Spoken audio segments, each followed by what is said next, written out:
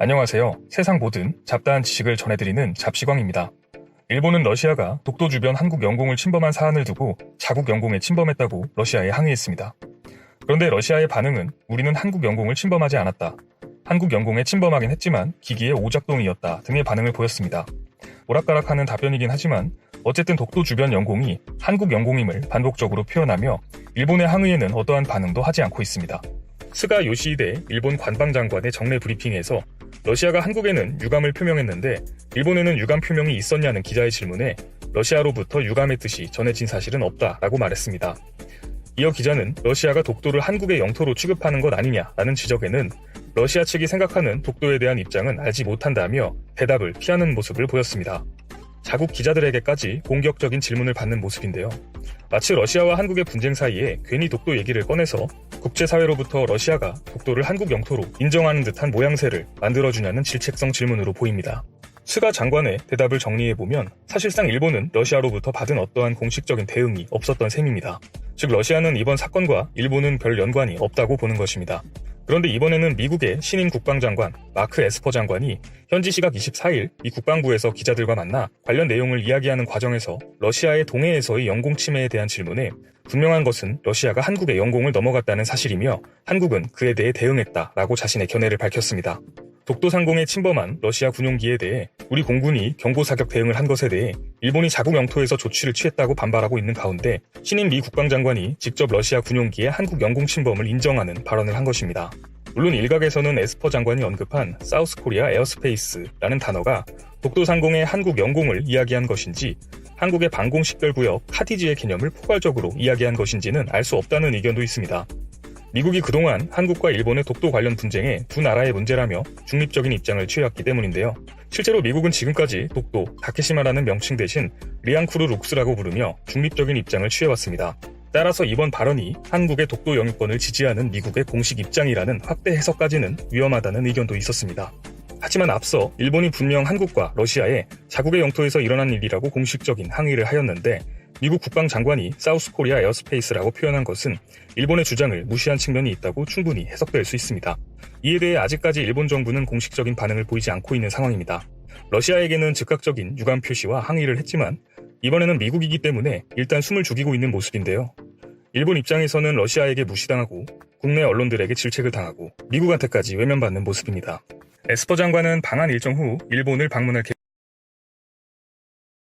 정부의 결정이지만 여기가 중요해요. 일본까지 이제 끼워 넣음으로써 일본 너희는 원인 제공자니까 이 상황을 해결을 해라 라는 의미입니다. 자, 다시 한번 해석을 해보면 현재 한미일 관계에 있어서 이런 최악의 상황으로 달려가게 하고 있는 그 원인 제공자인 일본에게도 우리 미국은 실망을 했으니 이 상황을 빨리 해결하고 군사적 동맹을 굳건히 다시 하자라는 의미입니다. 지금 미국으로서는 어떻게 보면 우리나라가 지소미아 종료를 한 것에 대한 그 뜻깊은 의미를 알아차린 거죠. 제가 일전에 말씀드린 적이 있습니다. 우리나라의 지소미아 종료 의견은 단지 일본이 싫어서 일본이 수출 규제를 해서 라는 의미를 넘어서서 일본이 이렇게 의미 없이 막가파로 나오는 것에 대해서 미국 너희도 이제는 인정을 좀 하고 적절히 그 중간에서 중재를 해달라라는 의미라고 해석을 해드렸습니다. 제가 지소미아 종료 얘기가 나오자마자 그 말을 포함해서 엄청 빨리 영상을 올리고 이렇게 해석을 하니 여러 블로그에 제 의견에 동조하는 의견들이 굉장히 많이 나오더라고요. 저는 지소미아 종료 언급과 결정이 어떻게 보면 국제적 관계에서 우리나라가 할 수 있는 최선의 선택지라고 생각을 했었습니다. 왜냐? 우선 미중 무역전쟁이 저는 끝날 거라고 전혀 생각하지 않았었고 여러분들께 절대 빨리 끝나지 않는다고 말씀을 드렸었습니다. 자, 근데 그 결과가 어떻게 되었죠? 안 끝났죠? 9월 1일부터 심지어 미국이 3천억 달러 관세를 부과한다고 또 발표했습니다. 미국과 중국의 관계가 현재 최악의 관계로 치달르고 있어요. 거기에 북한은 핵을 담보로 계속 미국과 협상을 하려고 하고 이 와중에 최근에는 북한 입장에서 역대급 미사일을 개발해서 그 성능을 지속적으로 시험을 하고 있습니다. 자, 그 다음 러시아죠. 아시는 분들은 아시겠지만 미국 영토에서 몰래 훈련 중이던 러시아 핵잠수함이 미국의 정보망에 걸려 양국 핵잠수함들끼리 교전이 있었다는 이야기가 많습니다. 실제 루머냐 사실이냐 라는 의견이 분분하지만 이쪽 관계자들은 대부분 사실이라고 사건이라고 알고 있죠. 언론에서 이 이야기를 띄우자마자, 우리 언론은 아니에요, 해외 언론입니다, 몇 분 만에 그 기사가 삭제가 되었고, 미국이 이 사건 이후 신형 미사일 발사 훈련을 즉시 시행하면서 러시아의 비난이 강하게 이어졌습니다. 특히 푸틴이 강력하게 반응을 하면서 모든 조치를 다 취하겠다라는 강력한 의지를 드러냈죠. 지금 이 아시아 태평양 관계는 하루가 다르게 변하고 있습니다. 미국도 불안하겠죠. 그나마 우리나라와 일본을 미국의 우방으로 명시하고 앞서 말씀드린 세 나라, 북한, 중국, 러시아를 견제하고 있기 때문에 아무리 우리나라와 일본으로부터 얻는 게 미국은 없다고 해도 미국 입장에선 대외적으로 한미일 관계가 굳건하다고 명시를 해야 그나마 저 세 나라에게 적당히 해라 라는 모습과 언지를 보여줄 수가 있단 거죠. 그래서 미국에겐 실제 이 지소미아 협정이 별 정보가 안 돼도, 이득이 안 돼도 이 지소미아는 소중한 겁니다. 명목상 소중하단 거예요. 보여주기식이란 거죠. 이러니까 슈라이버 차관보가 지소미아 연장 요청을 하고 일본의 화이트리스트 제외에 대해서 긴장 고조의 원인이라고 이야기한 것 아닙니까? 일본은 조속히 자신들의 이런 비이성적인 행동에 대해서 입장을 바꿔야 하고, 몇 번의 수출 규제 품목에 대한 수출 허가로 우리나라를 길들이려고 하는 것이라면 아무도 그렇게 넘어갈 생각이 없으니 빨리 오판을 인정하고 화해 제스처를 취해야 합니다. 첫 번째 이유가 좀 길어졌는데 두 번째 또 있어요. 바로 일본 내부에서도 비판의 여론이 굉장히 강해지고 있습니다. 특히 7월 수출 이익급감에 대한 문제가 굉장히 커지고 있어요.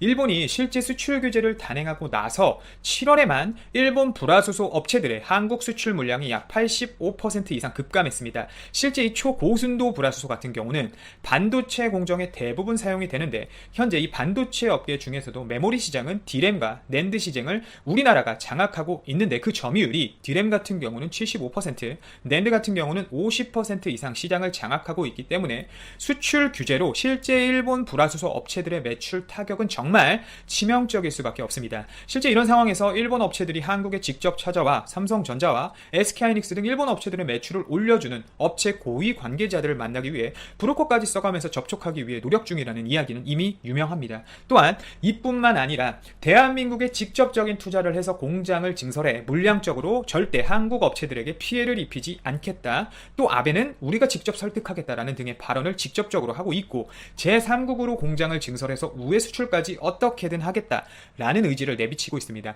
지금 이런 상황에서 일본 아베는 처참하게 뒤통수를 맞고 있는 상황이며, 그나마 내수 경제와 수출로 먹고 있는 상황이었는데 현재 내수 경제가 좋지도 않은 상황에서 수출까지 막았다며 그 반발이 심하기 때문에 어쩔 수 없는 불화수소 수출 허가라는 거죠. 마지막 이유로는 한국의 강력한 의지 때문입니다. 지금 이 수출 규제 문제에 대해서 한국은 방대한 자료와 전문가들을 데리고 WTO에 제소하겠다고 그 의견을 국제적으로 펼치고 있습니다. 그런데 일본 극우 언론조차 이제는 일본이 이번 제소에서 패할 가능성이 굉장히 높다라고 얘기를 했어요.